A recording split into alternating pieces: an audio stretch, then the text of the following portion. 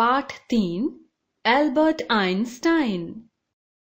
Einstein, जिन्हें 20वीं सदी का सबसे बुद्धिमान व्यक्ति माना जाता है, जर्मनी के रहने वाले थे। म्यूनिख से कुछ ही दूर वह घर था जहां उनका बचपन बीता।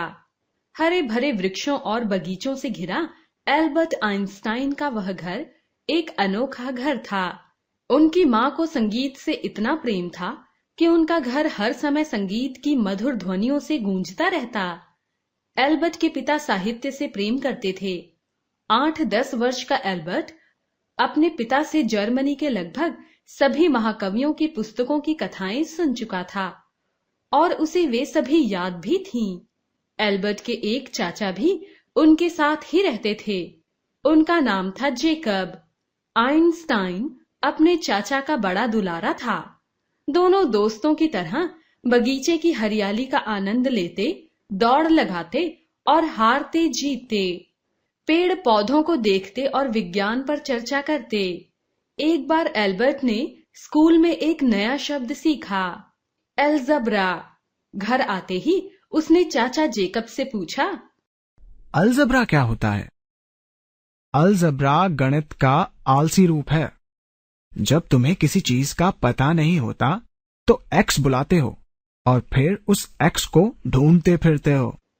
लेकिन इतना भर बता देने से चाचा जेकब को छुटकारा नहीं मिल सकता था। रात तक एल्बर्ट ने उनसे अलजबरा के बारे में 100 से भी ज्यादा प्रश्न पूछ डाले थे। बस एक्स, वाई और जेड। अगले कुछ दिनों तक एल्बर्ट को यही याद था।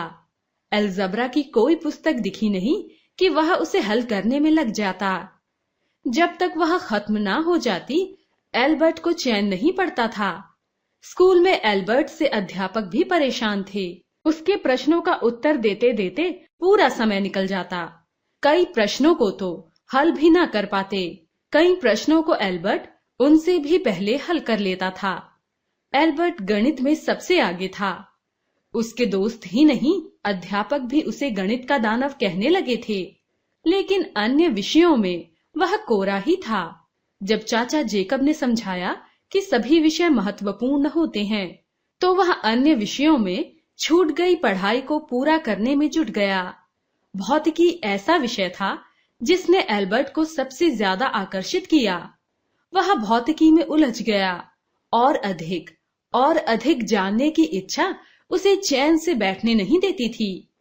स्कूल की पढ़ाई पूरी करके एल्बर्ट ने एक पॉलिटेक्निक में दाखिला ले लिया। उस समय परिवार आर्थिक कठिनाइयों से घिरा हुआ था। अपना खर्च चलाने के लिए एल्बर्ट थोड़े से पैसे लेकर अपनी कक्षा में पिछड़े हुए विद्यार्थियों को पढ़ाता। एल्बर्ट ने बर्न के एक कार्यालय में नौकरी कर ली। काम हल्का फुल्का था। वहां गणित के इस दानव के पास सोचने के लिए बहुत समय रहता। वह गणित की कठिन से कठिन समस्याओं का हल खोजने में लगा रहता था। इस काम में उसे बहुत आनंद आता था। इसी कार्यालय में काम करते हुए उसने अपनी एक नई खोज से वैज्ञानिकों को चकित कर दिया। उन्होंने पता लगाया कि सूर्य, चांद तथा अन्य नक्षत्रों की स्थिति की गणना करने के लिए प्रकाश, अंतरिक्ष और समय के साथ साथ एक चौथी चीज भी चाहिए। यह चौथी चीज सापेक्षता का सिद्धांत था। यही आइंस्टाइन की खोज थी जिसने वैज्ञानिकों को हैरान कर दिया था। अपनी गणना के आधार पर आइंस्टाइन ने घोषणा की कि जब अगली बार सूर्य ग्रहण लगेगा तो चांद सूर्य को पूरी तरह ढक लेगा, पृथ्वी पर अंधेरा छा जाएगा और सूर्य के आसपास के तारे भी देखे जा सकेंगे। ऐसा 1919 में होना था। कुछ वैज्ञानिक आइंस्टाइन की बात पर विश्वास नहीं कर रहे थे। सूर्य ग्रहण के दिन वे बड़े बड़े दावे कर रहे थे, लेकिन हुआ वही जो आइंस्टाइन ने कहा था। आइंस्टाइन को गलत कहने वाले खुद गलत साबित हो गए। कुछ वैज्ञानिकों को उनसे जलन हुई, लेकिन अधिकतर ने उन्हें बधाई ही दी। आइंस्टाइन की इस सटीक गणना ने उन्हें संसार भर में प्रसिद्ध कर दिया। 1921 में उन्हें प्रकाश विद्युत उत्सर्जन सिद्धांत के लिए नोबेल पुरस्कार मिला। वास्तव में आइंस्टाइन ने हमेशा कड़ी मेहनत में विश्वास किया। जब तक उन्हें अपने प्रश्न का उत्तर मिल नहीं जाता था, वे चैन से नहीं बैठते थे। आइंस्टाइन गांधी जी के बड़े प्रशंसक थे। गांधी जी की तरह वे भी सत्य और अहिंसा में गहरा विश्वास रखते थे। गांधी जी की तरह उनका रहन सहन भी बिल्कुल सादा ही था। उन्हें वायलिन बजाना बहुत अच्छा लगता था। वायलिन उन्हें अपनी माँ की याद दिलाता था। संगीत की शिक्षा उन्हें अपनी माँ से ही मिली थी।